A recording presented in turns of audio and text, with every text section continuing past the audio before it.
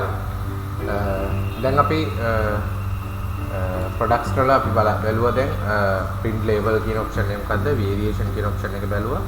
import products and import opening stock කියන දෙකේ අපිට ලොකු පැහැදිලි කිරීමක් කරන්න නැහැ. අපි ඒකෙදි කරන්නේ අපේ අපි හිතමුකෝ අපේ සිස්ටම් එකක් අපි ඉන්ස්ටෝල් කරනවා ස්ටොක් මේ අලුත්ම ස්ටොක් එක නැත්නම් අලුත් බිස්නස් එකකට. ඒ බිස්නස් එකට දැන් මේ බිස්නස් එකේ කලින් තිබ්බ ස්ටොක් එකක් තියෙනවා. ඒ ස්ටොක් එකට තමයි අපි සිස්ටම් එක එන්ටර් කරලා අපි ස්ටොක් එක අපි මේ සිස්ටම් එකට දාගන්නවා. දැන් එහෙම දැන් අපි අර මං ඉස්සෙල්ලා පෙන්නුවා වගේ ඇඩ් ප්‍රොඩක්ට් වගේ ඔප්ෂන් එකක් කරහා ඒ වගේ අපිට අයිටම් දාන්න එක ගොඩාක් වෙලාව යනවා කාලය සහ අපේ ශ්‍රමය වැඩිපුර යනවා අපිට ඒ වගේ වැඩක් කරගන්න. ඒකින්ද අපේ සිස්ටම් එකේ අපි ඔප්ෂන් එක දීලා තියෙනවා. ඒකෙන් කරන්නේ අපි දෙන Excel format එකක්. ඒ Excel format එකට අදාළ item ටික ඔක්කොම type කරලා අපිට පුළුවන් එක bulk upload එකක් විදිහට one time upload එකක් විදිහට අපිට එකපාරම සිස්ටම් එකට දාගන්න. එතකොට අපිට සැරින් සැරේ එකින් එක සිස්ටම් එකට දාන්න අවශ්‍ය නැහැ. එතනින් එහාට අපිට අලුතෙන් එන ප්‍රොඩක්ට් විතරක් අපි add product කියන ඔප්ෂන් එක අරන් add කරගත්තා නම් ලීසි. එතකොට ඒකත් එක්කම අපිට ඒකට දාලා ස්ටොක් එක අප්ලෝඩ් කරගන්නත් පුළුවන්. ඒකෙන් තමයි මේ import කරන ඔප්ෂන් එකෙන් අපි කරන්නේ. ඊළඟට selling price group කියලා ඔප්ෂන් එකක් තියෙනවා. අපි ඒකෙදි කරන්නේ අපේ තියෙන එක ප්‍රොඩක්ට් එකකට අපිට පුළුවන් prices වර්ග ගොඩක් add කරන්න. අපි හිතමුකෝ wholesale price එක, retail price එක, loyalty price එක, එතකොට area wise price එක. ඒ වගේ අපිට එක එක price දාන්න පුළුවන්. අපිට පුළුවන් branches 3-4ක් තියෙනවා නම් එක branch එක මේ price එක, තව branch එක මේ price එක. ඒ වගේ එකම product එකේ price වර්ග ගොඩක් add කරන්න.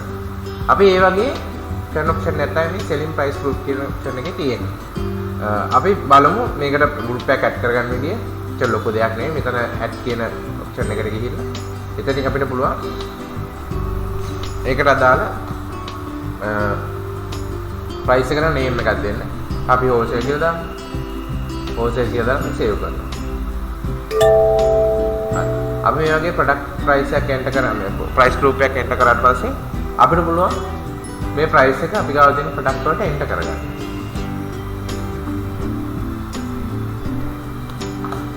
අපි තුම මේක test product එකට ගියා.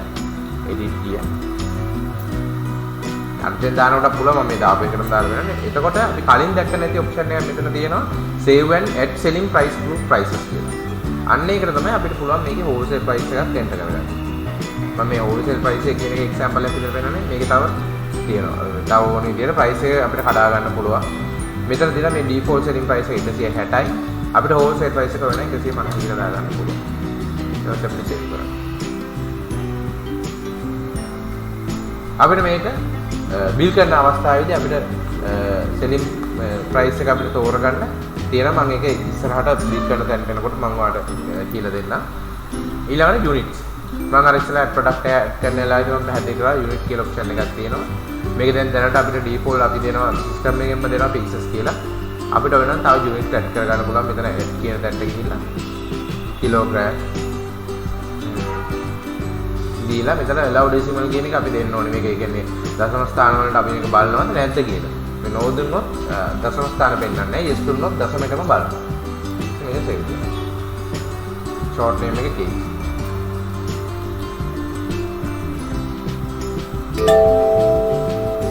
අපි මෙහෙම enter කරාට පස්සේ අපි දැන් දාමු තව gram කියලා.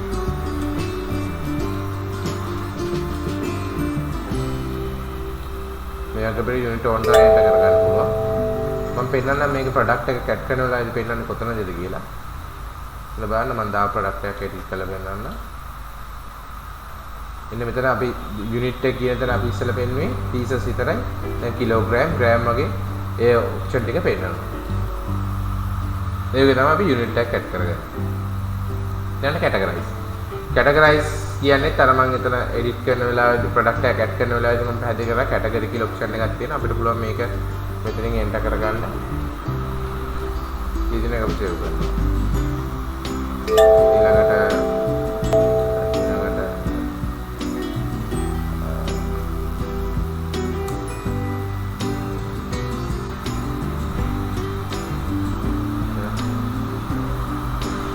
මුකුත් ඉස්සෙල්ලා පෙන්නුවේ දැන් මේ වගේ කැටගරි ටික පෙන්නනවා.